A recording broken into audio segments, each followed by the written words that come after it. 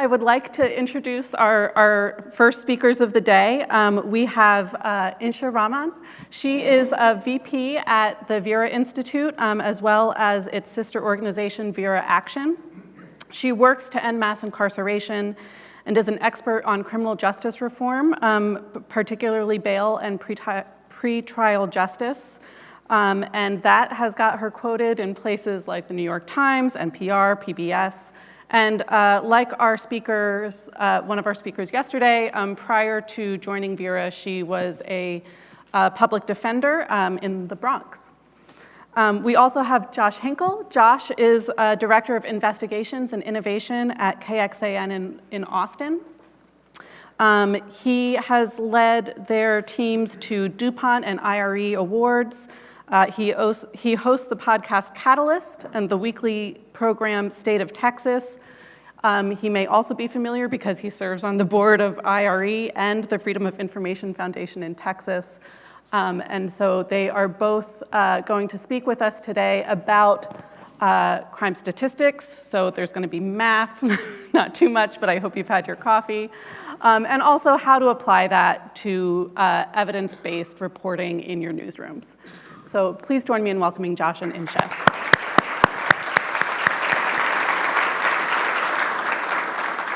So good morning, everybody. Great to see you here. And we're really looking forward to digging in together. And so what we're going to do is I'll kick us off with a few minutes of talking about crime statistics. I promise no math, but lots of numbers. But also helping you all sort of make good on, well, if we're to report in a way that is more contextual, more nuanced, where do we go for that information? Where do we look for numbers, statistics, research, sources? And so I'll give the big picture, sort of broad overview of that. And then Josh, whose reporting specialty focuses on deaths in custody, an issue that I know some of you were talking about yesterday, using that as an example of how to dig into the data and the research, especially when it's really hard to find. So we'll each do a little bit of presenting and talking at you, and then have some questions for each other, and then we will be fastidious about making sure there's at least 20 minutes for your questions, because that's really what we're here for.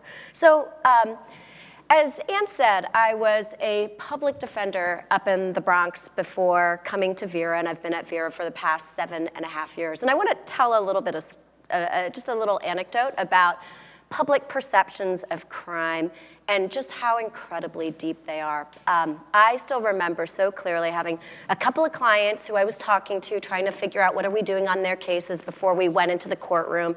Any of you who have covered the courts know that hustle bustle that happens in the hallways before you actually go into the quiet of the courtroom. And as I'm talking to one of my clients and talking about the injustice of the system and the problems with the arrest and how it was unlawful and how we're going to fight it. Great. Talk to my other client. We're talking about his case and what's going on in it and what we're going to do next. My second client walks away to go to the bathroom. My first client turns to me and goes, miss, I really appreciate everything you're doing for me and my case, and you seem like a really good lawyer, but I don't know how I can defend him and his guilty. And I'll leave the last part, but the word is a three-letter word, starts with A, ends with S. And what was so fascinating to me is this is a person who we just finished talking about the injustices of the system and how he is here, and yet his idea of crime and what crime is and who commits crime is so individualistic. And I actually think that dynamic of our perceptions of crime are shaped by individual cases, individual isolated incidents, as opposed to thinking about crime and safety as the product of a system, a set of systems, right? And so that's a little bit of what I want to share today is how do we get out of the individual high-profile cases, the one-off incidents that often dominate the nightly news and headlines, and actually look to the systems behind it that drive those headlines. So with that, we talked yesterday, Walter and Carol both mentioned how much people overestimate crime. That crime is going up even when the statistics tell us it's going down. There's a 538 study that asked people how likely they thought they were that they would be the victim of a robbery, and most people said somewhere upwards of 15% likelihood. Turns out the actual likelihood is 1.2%, so that's how much we are overestimating that crime can happen and can happen to us, even though the likelihood is rare. And there's an important thread running through that, though, that shapes our perception of crime, and that's emotion. And we all have an emotional response that we want to be safe. Doesn't matter how you vote, how old you are, the color of your skin, where you live, we all want to be safe. And that's why this issue is forever a kitchen table issue, and people are incredibly sensitive to the perception of crime and less so to the statistics, because that feeling is just front and center. Doesn't totally matter what the data is. I know you all know this, but I just think making that crystal clear and having that in the back of your mind as you investigate these stories, you write these headlines, you produce these segments is key. And so let me start by just saying quickly, what are some of the data and the numbers on crime, safety, mass incarceration, and justice? And what are some sources that many of you, I'm sure, are familiar with already, but that you can turn to actually get these numbers? And so I want to talk about 5 different aspects of the criminal legal system. First, arrests. Second, the courts and court cases. Third, incarceration. 4, police clearance rates and how the police spend their time. And 5, budgets. And some of this you heard last night from both Walter and Carol, and I want to give you some numbers behind it. And we'll send around these slides. So I see you diligently taking pictures. I promise all of this data is available and more. So first of all, how many arrests are there annually? There's over 10.5 million arrests. That is 1 arrest every 3 seconds. Like, that's how often there is, for people in this country, interaction with the police, either through 911 calls, of which there are 240 million a year, the vast majority of which have nothing to do with a crime in progress, but have, some kind of crisis or urgency driving a call for government response. But of those 10.5 million arrests, so we know that at least some kind of a case, some kind of formal process has been started, only 20% are actually for a serious crime. 80% are for things like vagrancy, a mental health crisis, a traffic infraction, a drug-related stop. They're not for anything that the vast majority of people would consider serious. And then when we are talking about very serious crime, violent crime, the kind of crime that ends in somebody's injured or greater bodily harm, that's less than 5% of all arrests. And that context is really important because the cases that you all report on are that 5% mostly, or maybe at most that 20%, right? And I think giving that context to an audience when you are talking about that homicide or that shooting, to just remind people that this is a very small fraction of what actually happens every day with police-citizen interactions is key to giving context and nuance. The second is there are 10.6 million criminal cases pending today in the courts. That is not actually 1 for 1 with the 10.5 million arrests. Many arrests actually go nowhere and don't end up being a case. But as you all know, criminal cases pend and pend and pend. Right now, the average time it takes to resolve a low-level case is upwards of 6 months. And for more serious cases, especially during the pandemic when many courts were on pause and regular speedy trial was on pause, we've seen timing of case processing balloon to upwards of 1, even 2 years.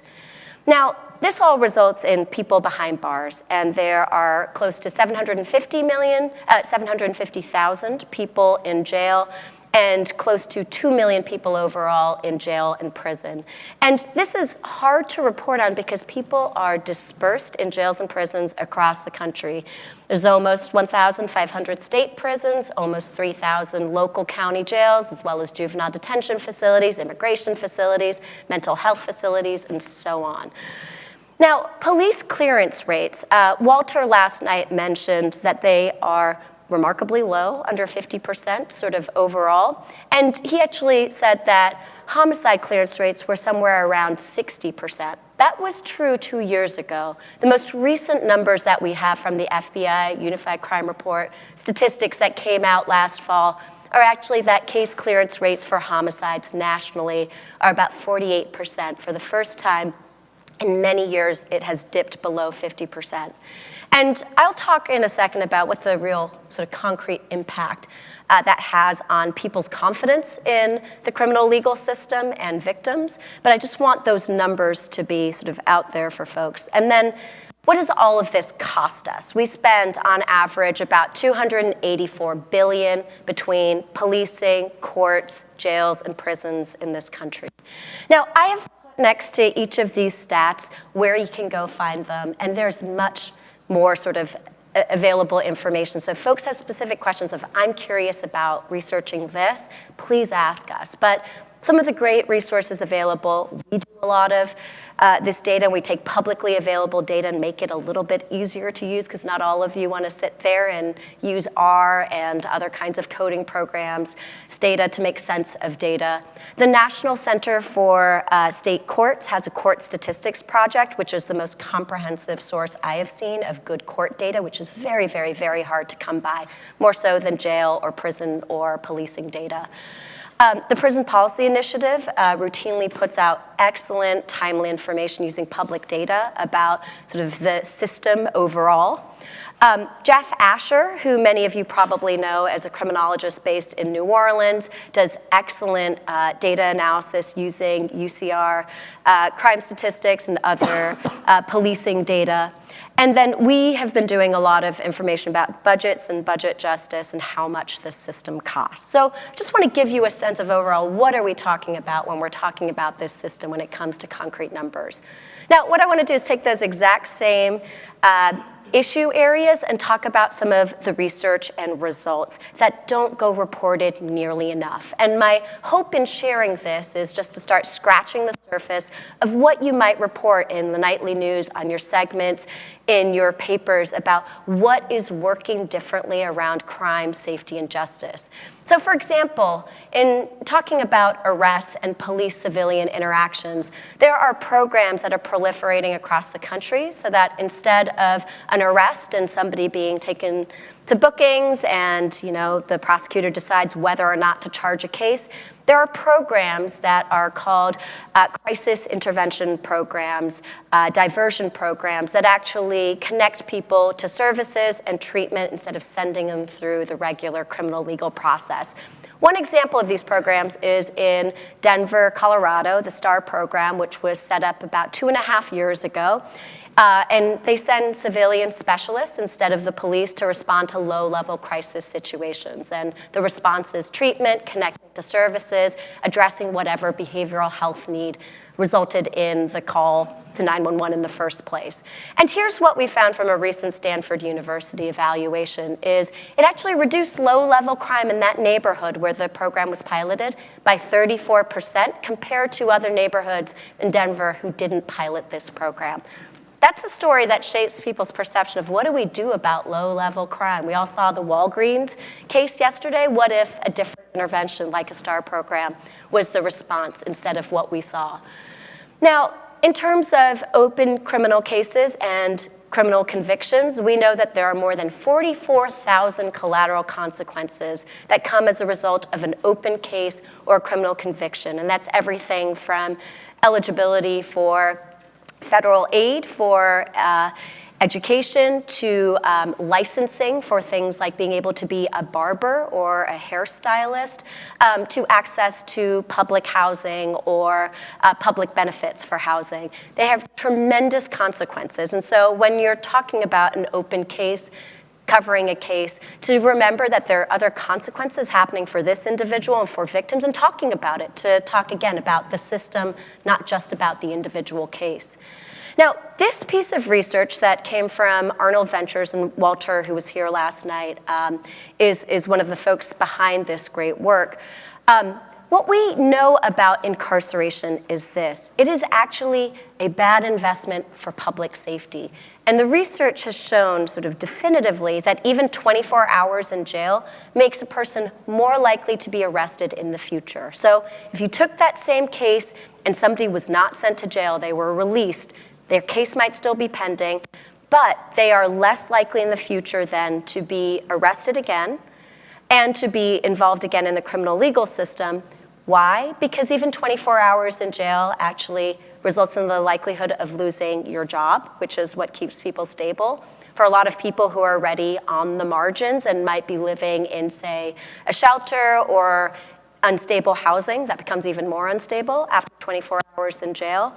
And it also triggers other consequences, like if you have children and you are away from them for several hours, 24 hours, that's when the government and things like the Administration for Children's Services get involved to investigate your family. So there's really concrete consequences, and that research I think is fascinating. If that came out every time we're talking about somebody who is currently in jail, and we're saying something just about the system overall, and here's what we know about the impact of jail and incarceration.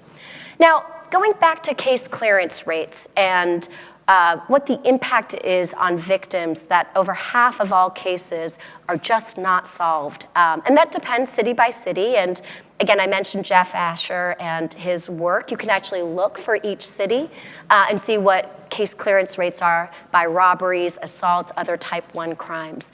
But what we know is it has a real negative deterrent impact on crime victims and whether they even report cases. And over 50% of crimes go unreported, according to a report from Crime Survivors for Safety and Justice and also the National Survey on Crime Victimization.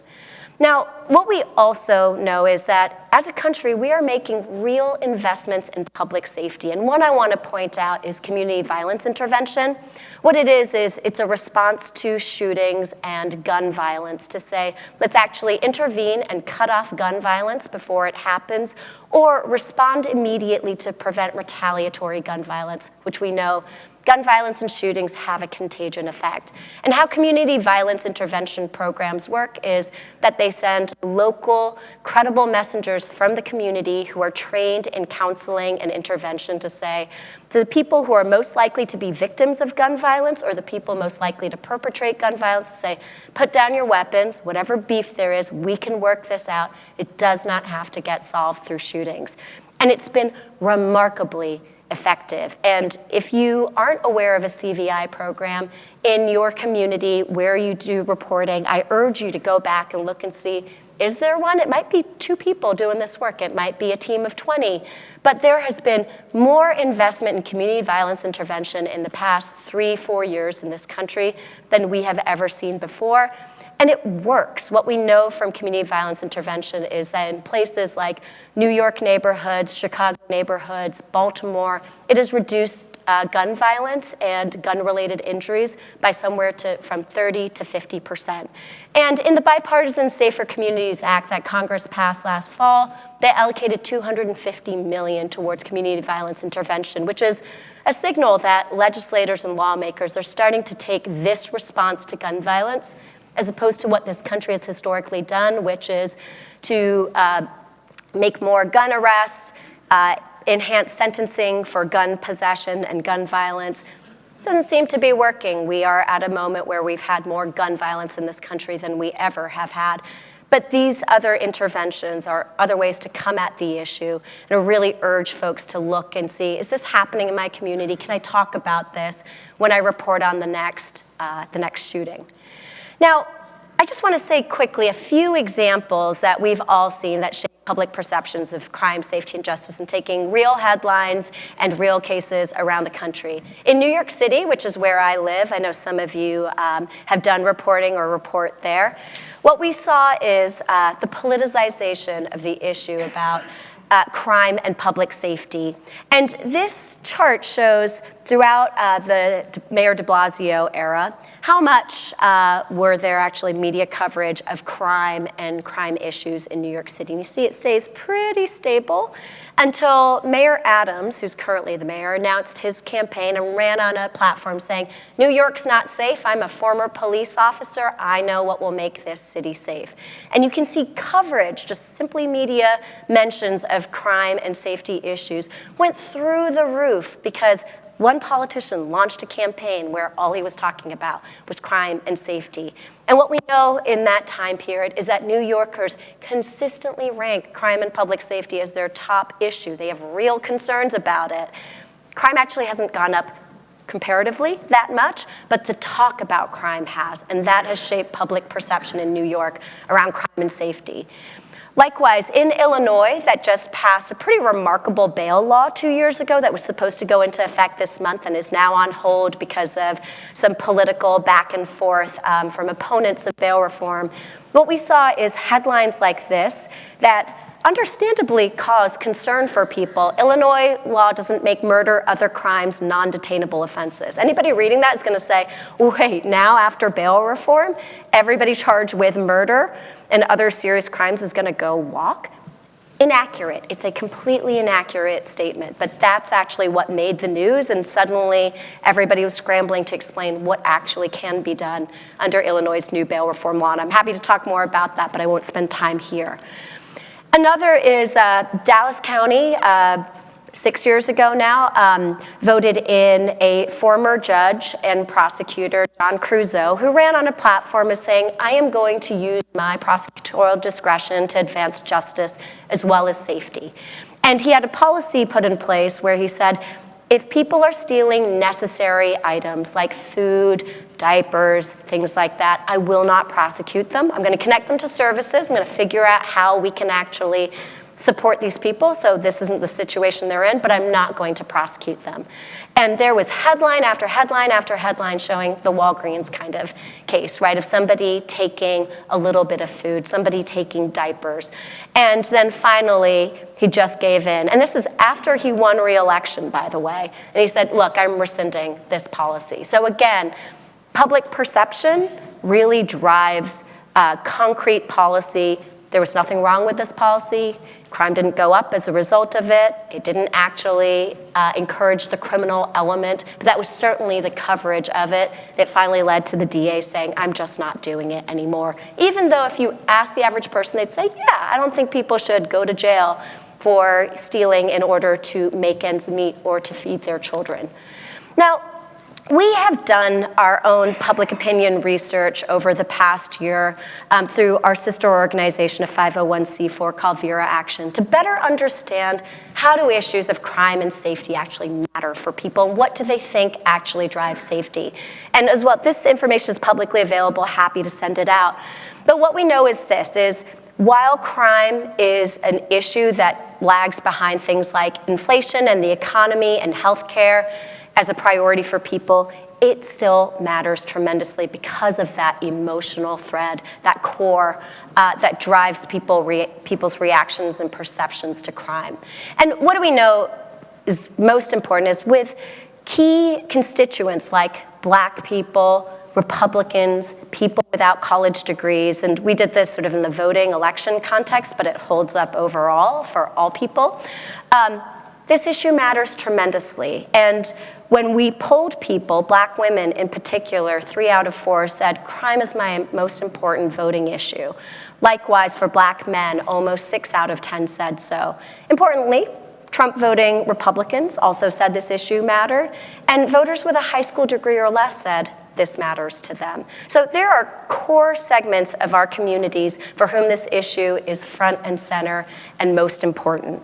And here's what else we saw. We did a post-election exit survey, and for those of you who cover that intersection of crime and public safety as well as politics, you'll know that there was roughly $157 million spent over the campaign season in the midterms on ads, I would say fear-mongering about crime and safety, and certainly attacking mostly Democratic candidates for being quote-unquote soft on crime. And we wanted to find out what impact did that have on voters and their perceptions around crime, safety, and especially their support for justice reform. And so we asked them, would you, on balance, having to pick one of the two, would you support an approach to crime and safety that is fully funding the things that create safe communities in the first place, like good schools, a living wage, affordable housing, and do more to prevent crime, not just react after it happens? Or do you think the best way to make our communities safer is to do more to get tough on crime, like have stricter sentences, tighten bail laws, and put potentially dangerous people in jail?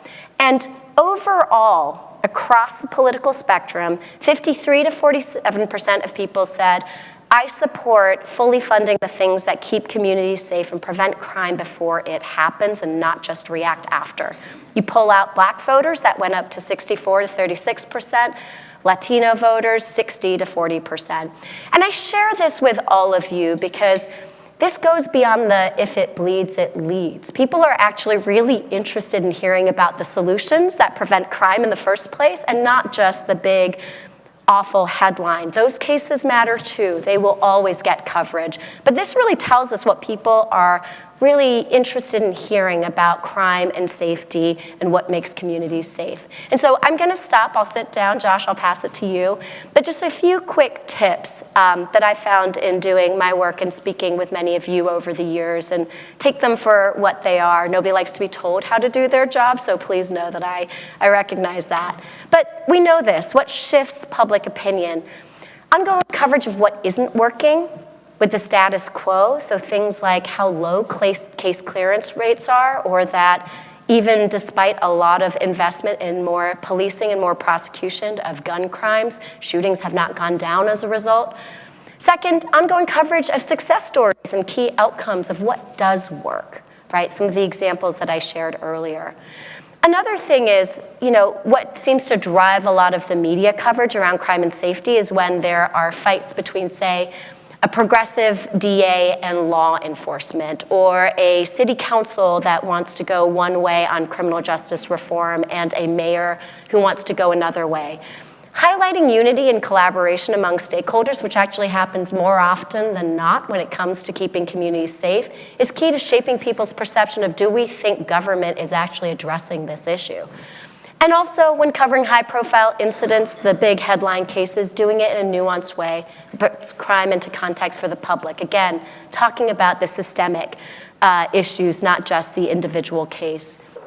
And so I ask for you all to consider, when kind of covering that high-profile outlier case, lead with data for context about the thousands of other cases that go unreported. In addition to going to law enforcement, who are a routine source of information, and probably the quickest for all of you, you have them on speed dial, include experts, researchers, and advocates in your stable of sources that you go to. Build those same relationships so you can get to them within the hour like you can law enforcement. Verify claims about data and statistics. We have all seen stakeholders who have their own political agenda put out data that is inaccurate or with a bias, so check it always for everybody.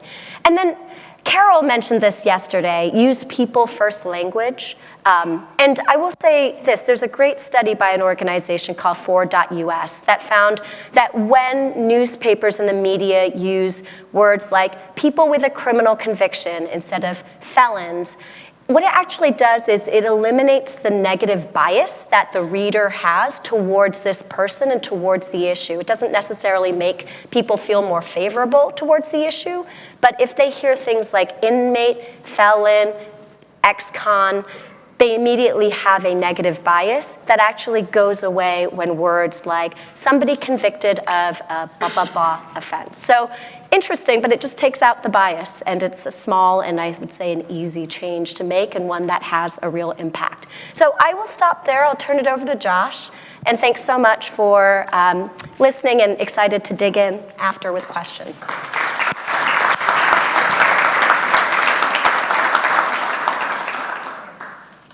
Hi everyone, Josh Hinkle from KXAN. Thank you very much, Insha. A lot of the things you just talked about I think will be something you'll see in some of my presentations, just maybe on a more granular level. I want to give you some examples and some ways that we have not shied away from some complicated topics revolving around crime that I feel like are happening in probably all of your markets in some level. The questions I'd like you to think about as you're going through this part of the presentation: are police or governments being accurate and truthful with information they provide for your story, and how do you know that? Also, if you report that information, what potential misconceptions could surface by reporting just whatever police tell you? Have you verified that? Is this topic already misunderstood? Are there misconceptions about the populations you're about to do this report about? Specifically, today I'm going to be talking about two complicated but very important issues. One is mental competency in jail, and one is deaths in custody. And so as we're going through some of these examples, I just want you to think about questioning everything. That's something I talk to my journalists on my team on a daily basis. How do we know what those officials are talking to us about is actually truthful? What's not being tracked? Maybe they have some information, maybe they have no information. Maybe they're supposed to have information, but they don't. And who else has the information you want? If the subject is about one law enforcement agency, but they won't give you that information, is there somewhere else you can go to get that same information to tell that story in a more complete and accurate way? So with mental competency, in Texas, we did this project called Mental Competency Consequences, the hidden and unreliable data Texas tracks or doesn't. What we found over several years of reporting was that there were a lot of problems with the way that mental competency is being tracked in the state of Texas, probably happening in your state as well. Specifically, if you aren't familiar with the term competency or mental competency, when someone's arrested for a crime, they have to be mentally competent to stand trial, to participate in their defense, to understand what's going on. So if they're found mentally incompetent, in Texas and in many states, the primary way that you will get your competency restored through a variety of ways, like therapy or counseling or even drug treatment, that kind of thing, it often happens in a state mental hospital, which is run by the government in Texas, probably in your state as well. The overwhelming vast majority of times that you can get that competency restoration, it's happening in a state hospital. But there is an extreme backlog like we've never seen before. There's always been quite a waiting list in Texas, but in the last few years, it's gone up tremendously. Just in this last year, we have 2,500 people. It's risen since we did this last report in September. 2,500 people waiting in jail for mental competency restoration. And if they already have mental health challenges, they're languishing in jail and getting worse and worse and worse. Jail is not a therapeutic environment. And so while they're waiting, they may be sliding backward. And that's part of the big problem. This is my brother before he became ill. He became ill at age 21. He had a mental breakdown. He was diagnosed with bipolar. This was a picture of him more recent. This is pretty much how we knew him before the incident.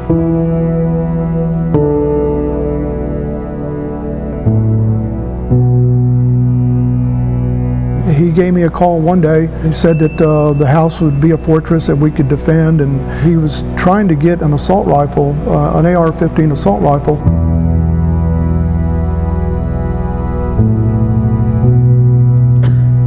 They got there and knocked on the door. My brother would not come out. So after a while, they went to the back of the house and broke in through the back door. I heard one gunshot. The officers came running out of the house and calling for backup. SWAT was called out, and they actually were there for 28 hours.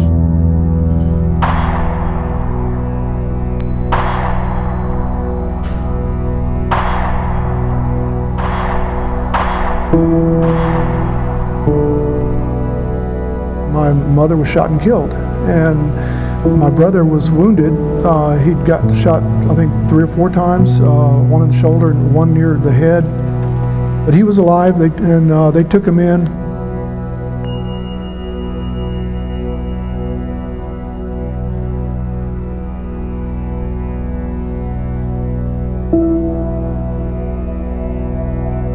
Were you hopeful that he would get better? I thought that by being in the detention center and possibly getting to the state mental hospital, that those burdens would be off of him.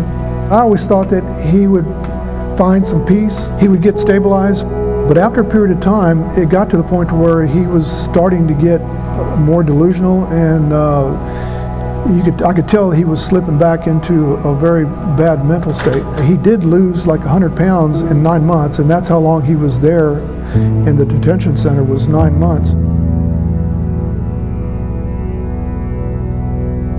I looked through some of the records that the Texas Commission on Jail Standards had. As it says that he was placed on suicide precautions due to informing mental health of the wish to die by not eating or taking medications.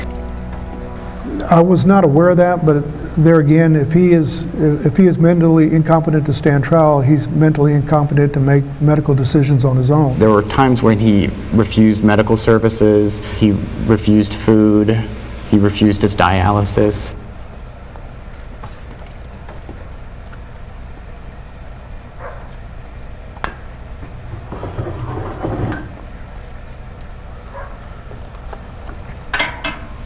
Renal failure from his kidneys was the main cause of his death, is what the autopsy said. I keep going through my head is what could I have done differently?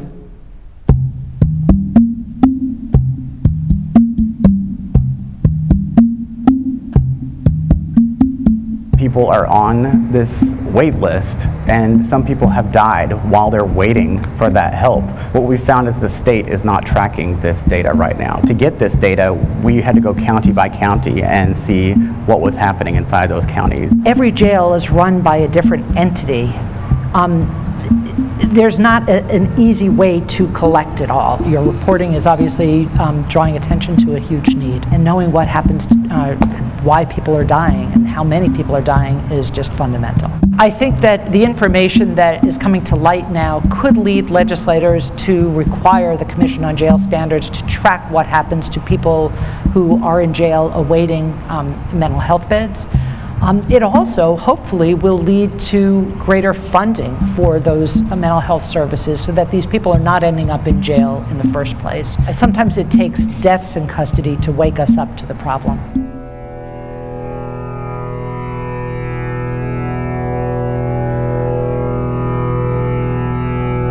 When we spoke with state leaders and shared stories like your brothers with them, they agree they need to do a better job of tracking when people are dying on this list, because it shows just how extreme things have gotten. You know, it's easy to agree, but it takes a little bit more to get things going in the right direction.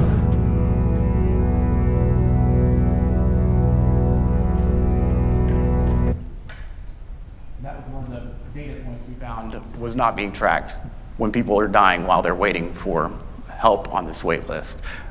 We found a dozen just in Texas's top 5 populated counties. I mean, we have 254 counties in Texas, so it would have taken a really long time and a lot of money and patience to do that, but we wanted to illustrate the problem and found just 12 people, and I'm sure there are more since we've done this, that have died on the wait list.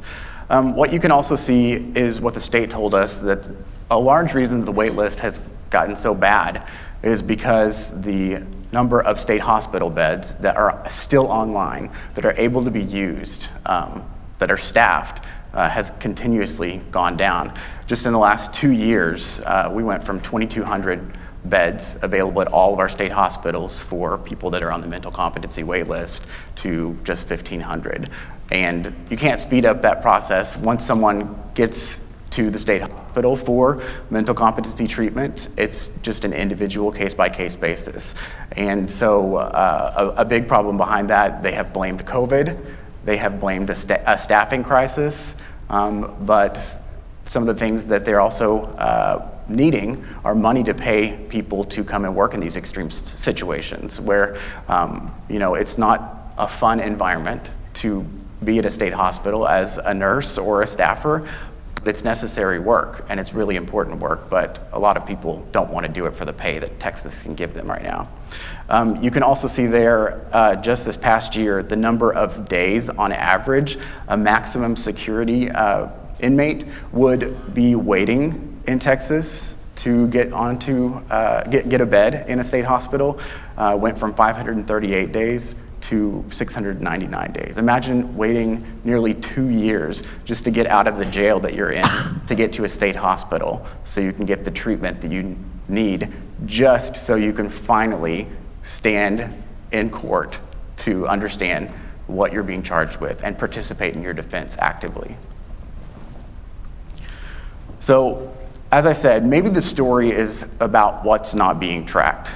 The big thing about the wait list, and it's probably this way in your state as well, is that the names on the state's wait list, the government entity that, in our case, is the Texas Health and Human Services Commission, those names are secret. So we had a big challenge in figuring out how are we going to tell these individual stories so we can track down family members or people that have actually been on the wait list themselves in the past. So that's why, as you heard me talking to Michelle Deitch, who's a jail researcher at the LBJ School of Public Affairs in our story, we went to specific counties because they all have a list of incompetent defendants. We went to the district attorney's office and asked for a list in a time frame of all of the people who had been labeled as incompetent to stand trial. That way we were able to get those names and cross-reference them with the state's list. Some of the things that we realized were different county by county. They all have their own systems, they all have their own computer programs, and nothing is uniform in Texas when it comes to this data. So we had to build a lot of this data ourselves. And that does take time, but it worked out in our favor, and we were able to actually point out several problems that the state was doing that helped them correct some of their data tracking. For instance, with race and ethnicity. We quickly realized that several people were mislabeled by race on the county's jail roster for people that are incompetent to stand trial. Some people that were white were labeled Hispanic and vice versa. So those are things we were able to point out to the state to help them understand the data a little bit better. The other thing was we wanted to look at the socioeconomic factors because a lot of the things that we'd heard around the mental competency wait list were related to indigency or homelessness. So that was difficult too because not every county tracks that so specifically. So we had to do things like look for court-appointed attorneys that were listed on the data, and also look for the addresses where people were. In places like Travis County, it was easy. Travis County is where Austin is. It was easier to find that data. We found over this time period here, 527 people that were listed as incompetent to stand trial. On the data, it actually says homeless as a category, so 233 of them were homeless. But in places like Harris County, where Houston is, they didn't list homeless, so we had to do things like look at the address that they provided and match that up to realize this is a homeless shelter, or if sometimes they had listed as unknown. So we had to think about that while we were filtering the data as well. So what's happening now with this? Where could this reporting lead to in your state as well? Our state is exploring other competency restoration alternatives beyond the state hospital at this point, which is good. Some of them they do receive a lot of criticism, like jail-based competency restoration. Like I said, jail is not a therapeutic environment, so restoration there is kind of a gray area at this point. Also, outpatient restoration services. Do people need to be in the jail or in a state hospital setting to get that restoration treatment? Maybe they could do it in an outpatient type way. We also have a senator who's filing a bill to create a statewide office to actually manage this wait list, because even in a place the size of Texas, that's not happening right now. We also have a lawmaker who's filing a bill to bring all those numbers of days down, so they would have to be transferred to whatever treatment facility they would be going to within 21 days. Like I said, the state's better tracking race and ethnicity now, and the state's also focusing on homeless or indigent outcomes in the system because they realize that is a big part of the conversation. However, the state is still not tracking deaths on the wait list, so that's something we continue to work on. So kind of leading off of the deaths thing, I wanted to talk about what if the information that you're looking for doesn't exist. Here's where we'll talk a little bit more about custodial deaths, deaths in custody, when people die in the custody of law enforcement. Are police reporting what's required? Most of your states will probably have something similar to what Texas does. Texas requires all law enforcement agency, when someone dies in their custody, to file a custodial death report with the state attorney general's office. And it gives details about what happened in that death, what happened with that arrest, if the autopsy has been filed, what the toxicology was, what was the outcome of it. And it has to be updated after all of these pieces of information come in. The initial report has to come in within 30 days with a basic narrative and understanding of what happened and what's being done next in the investigation. So for the agencies that aren't doing that, technically, are they breaking the law? Yes, in Texas they are. So how can you put pressure on them to better make changes, to make that better or to make changes? You report about that. So that's exactly what we did. We reported about what they're not doing. We had a project called Dead and Undone, where we talked about these custodial death reports that, doing okay on time? Okay. We looked at how many were late, reported late, and also which information was never uploaded to the system, like autopsy reports or toxicology reports. There were hundreds of these, and so we did this report and really called out these law enforcement agencies for not doing their job, and specifically saying that they were breaking the law and trying to get people to talk about that from those agencies, and if they wouldn't talk with us about it, then we called them out on that as well.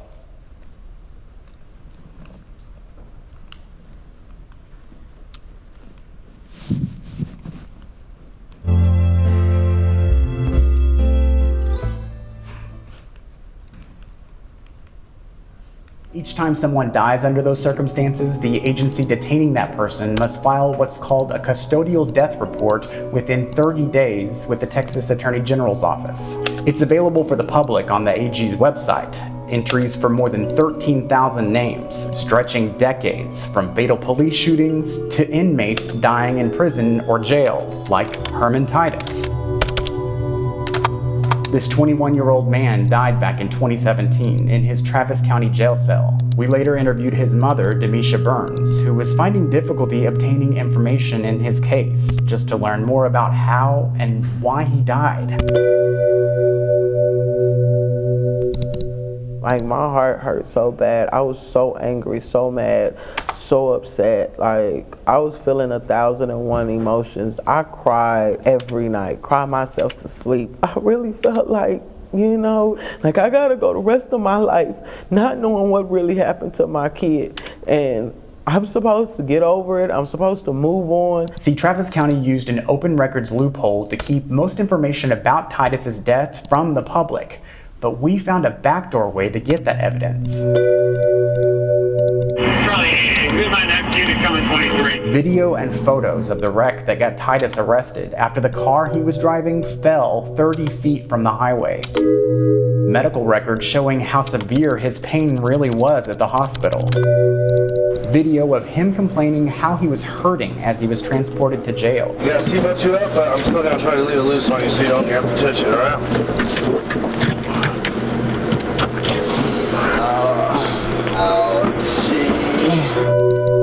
And more records detailing pain consistently over the next few weeks, plus video showing him wheeled to the medical unit, and reports documenting him talking about numbness in his fingertips the day he died. Records show he refused treatment. He didn't want to wait, even though staff was aware of what he'd been through. We're gonna try and get in. Come right here, come right here. Not long after, he collapsed in his cell. I just gave another round of epi. And never recovered. The state investigated. No one was disciplined.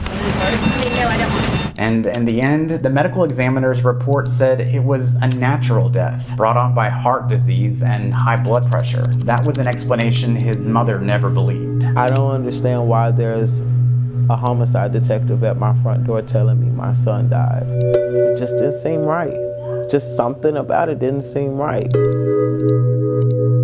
But more than 3 years later, his custodial death report online still said the cause of death and autopsy were pending. Travis County had not updated the report like it was supposed to do. In reviewing the database, we found Titus's case was one of 2 in the past 5 years Travis County failed to update. Statewide, that number grows to 128 in that same time frame. Why is this important? Well, sometimes this is the only way the public can find the most basic information about a death in custody. It's about transparency, but that's not all. We found 372 other cases where Texas law enforcement agencies submitted the report later than 30 days after a person's death, as the law requires, including 5 in Travis County. And in our research, we have yet to find a single person held accountable for breaking this aspect of the law. The AG's office tells us it's not their responsibility, and so far, county prosecutors who would enforce the law don't appear to be making any moves either. When we told you about what we had discovered, what did you think? It really highlights the need for to change the law, whether it's through the Attorney General's office or to ensure that our local district attorneys are enforcing the law that requires that report to be done within 30 days. The Travis County Jail is in State Representative Eddie Rodriguez's House District. And now that he's learned about the problems with the reports statewide, he's looking at potential legislation to give the law more teeth. This legislative session, it's ripe for change. There's a lot about our criminal justice system that we have to update, to reform. It's important for the public to understand what's going on. Hello, my name is Demisha Burns. I'm for this bill. At this point of my grieving process, it's just a lot of anger. I don't see how a 21-year-old healthy kid who ain't never had no heart problems can just fall dead. Just the basic information should be enough. Demisha Burns testified last legislative session in favor of a bill that would have eliminated that loophole preventing her easy access to details about her son's death. And she says she wants to work on fixing the custodial death report law in the upcoming session too. For that information to come out, it would have just helped me maybe go through my grievance a little better, than what I've been through, because the last 3-4 years have been hard on me. It's been really hard on me trying to move past it. And I think Demisha Burns is a good example of why we decided to take up this issue and tell stories about it, because for most people, they're not going to be doing this investigating, or they don't know how to look for these kind of things. And it shouldn't be that hard for parents and loved ones to find out what happened to their loved one who is still innocent until proven guilty because they're just in jail. What happened to them and why they died. So what happened after this specific report, that the county where they were at, Travis County, updated its incomplete custodial death reports after we called them out, including Herman Titus's. I ended up having to testify before the Texas House because of the reporting challenges we faced. The bill that got filed because of this did not pass, but they are looking to resurrect it this coming legislative session, which just started this past week in Texas. And sadly, police agencies continue filing late and incomplete reports and face no repercussions, even though the law spells out that law enforcement officials should be going to jail for this. That is the end of my presentation.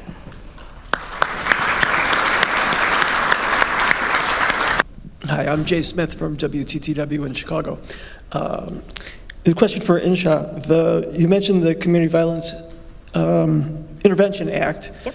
And you sounded encouraged by that and the $250 million, but if there is actual data and evidence that it's successful, isn't $250 million kind of a joke and a drop in the bucket? And how could that really make a difference? Yeah, it's a great question. And so the $250 million for community violence intervention was part of a larger bipartisan Community Safety Act, and a lot of money went to a lot of different things in there, including police departments, case clearance rates, training, oversight. Yes, $250 million is not nearly enough nationally to deal with the problem. It is in addition to the $350 billion that went in American Rescue Plan Act dollars in communities, and community violence intervention is one of many things that they can do with that money. So there's more money available for this than I think has ever been available at any other time. That said, there's some challenges to community violence intervention, actually getting it stood up to scale, and one is actually developing a workforce and making sure there is oversight and transparency with reporting, data collection, information about how it works, right? And so a lot of the $250 million is to set up that infrastructure, to make sure that there is training for folks so that they can actually do this job well. So yes, it is a start. It is not nearly enough, but you could put $250 billion in, and if the infrastructure wasn't there, then that would be money actually gone to waste because it wouldn't have gotten used. Anyone else? Josh, can you just explain what was the opposition to that bill? The opposition to the bill was the very, very powerful police unions in Texas. They were worried that video might get out that showed officers doing something that they shouldn't have been doing. So that was one of the biggest reasons they opposed the bill. It actually went pretty far in the House and all the way to get attached to another piece of open records legislation. But in the end, the governor's office asked the author to strip it out or he was going to veto the legislation. So you can tell how closely aligned the police unions are with Texas leadership. Over here in the corner. I don't know if this is working, but CJ Hoyt, I work in Indianapolis. One of the issues we're running into in covering these stories of efforts to curb crime is that it's really hard to manage or show where the success comes from or whether or not the programs are successful at all. And in many cases, they're saying to us, well, we won't see the fruits of this labor for a decade. And so the frustration from our viewership is Indianapolis went through the post-pandemic crime explosion is why is no one doing anything? And they're saying, oh, well, we've got these people out on the street and we can't show there's any success. How do you overcome that?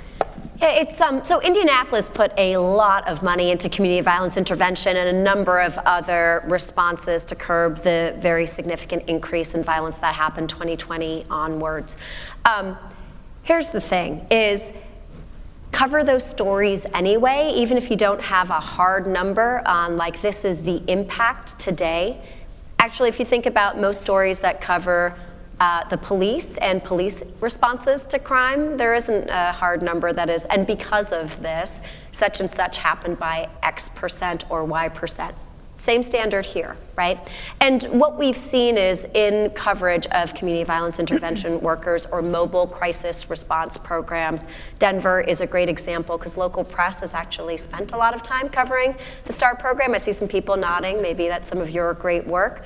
But it's helped to actually just build it into the sort of common lexicon of, oh, here are different ways in which we are addressing a serious issue. And for the public, it helps to move the perception that there is actually a concrete government response and it's holistic, it's comprehensive, it's just not one size fits all. So do it anyway, even though I hear you on the challenges, and I think there are ways to overcome that by having a person talk about, look, I was about to pick up that gun, or I was in the hospital because I got shot, and thinking about retaliation, but this intervention actually broke that cycle. That's a pretty powerful story for the general public to hear, and those are the kinds of stories that have helped to, sort of build support for these programs. I would also say you could take a solutions journalism approach to it as well.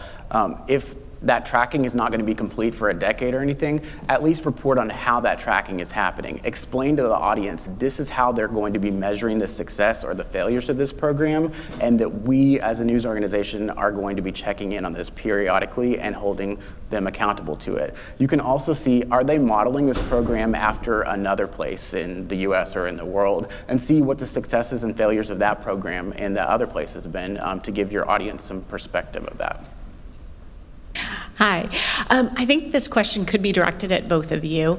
You talked about bond reduction and the bond schedules, and a lot of discussion. There's some here. I'm in Orlando, so there is discussion in Orlando about changing that. Yep. So I'm curious for you, what are the best ways to approach explaining that to the audience and storytelling around that? And then my question for you, Josh, associated in the incredible storytelling that you did you look at at those crimes that might be considered lesser crimes, or were you just looking at maximum security? Because I'm curious about the number of individuals that may have died as a result of being incarcerated for something that maybe wasn't necessary. Go first. Sure, I'll talk about how to report, I would say, accurately on cash bail and bail reform. So many of the headlines on this issue are jurisdiction or prosecutor is looking to do away with cash bail for these offenses. And what that signals to people is people just get out, right? And people are worried about like a free-for-all. And the more responsible way and the more accurate way is to say, by taking out money, risk to public safety, not wealth, will determine who is released and who stays in jail for these offenses. Because that's actually what bail reform and reforms to bond schedules and money bail does. And so we've seen huge backlash to bail reform across the country. You know, folks in Illinois know that this is front and center, front page news right now. In New York, there has been now 3 years of backlash, and we've seen public opinion is that bail reform is driving the increase in shootings, even though there's absolutely no causation, let alone, or correlation, let alone causation, that that is in fact true, but it sort of shapes public perception. One example of where the media has covered bail reform, I would say very responsibly and effectively, is in New Jersey. New Jersey passed bail reform in 2017. There's plenty of backlash from opponents at the beginning. What New Jersey did really well was release monthly statistics of outcomes, who's released, who's being detained, why, what kinds of offenses. The media consistently reported on those numbers. And what we see now, 6 years later, is the jail population in New Jersey has dropped by almost 1/2. Until the pandemic, when crime started going up everywhere, violent crime had dropped in New Jersey as well. And by and large, there was an honest debate about what parts of the law needed to be amended and changed because it felt like it wasn't quite right. But overall, bail reform has been a success there, in part because of how the media has reported on it. So it's a great sort of example of how to do this well and effectively, and happy to share more specifics and talk after if that's useful. And to answer your question about the lesser crimes, yes, we did report on things that were not maximum security.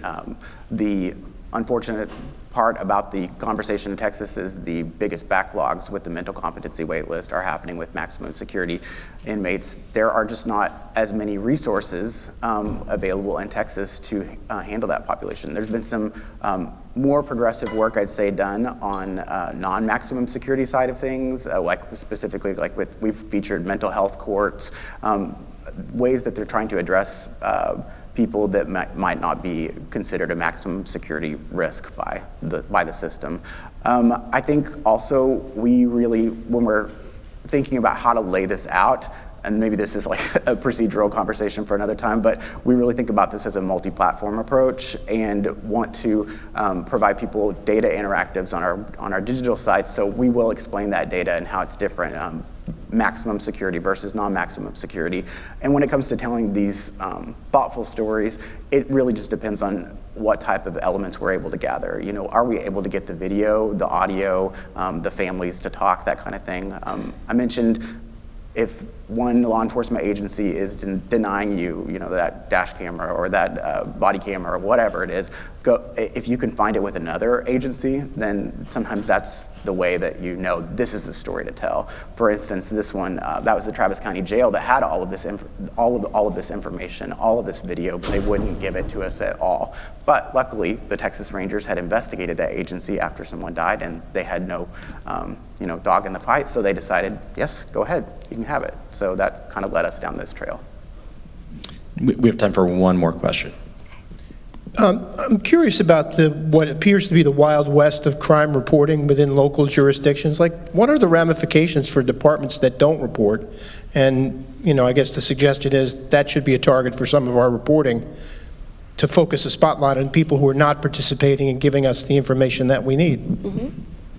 I think it's the media's job to put a spotlight on those kind of things because they've gone unnoticed for a really, really long time. Some of these laws have been in effect, like the custodial death report law has been in effect since the early 80s. But unless people are highlighting this and showing it's not happening, then no one's really paying attention, because it's just a lot of paperwork and a lot of records that are out there in the universe. But I will say that I think the media in Texas and in the US is getting better about that kind of thing in the last year. I think that the Uvalde reporting is a great example of what can happen to a law enforcement agency when they are held accountable by the media and in turn policymakers. I mean, we're seeing law enforcement agency, the Department of Public Safety, our state troopers, kind of going through the ringing right now. Several of them are either stepping down or getting fired, and I think there's going to be some major policy changes within that agency, that statewide agency, because of what happened and the reporting that's happened as a result.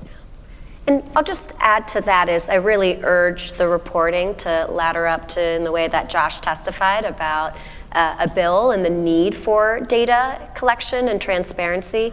In New York City, where Rikers Island has been a humanitarian crisis for decades at this point, and folks weren't being able to get data about how many people are in jail, why are they there, how long have they been there, how many deaths in custody.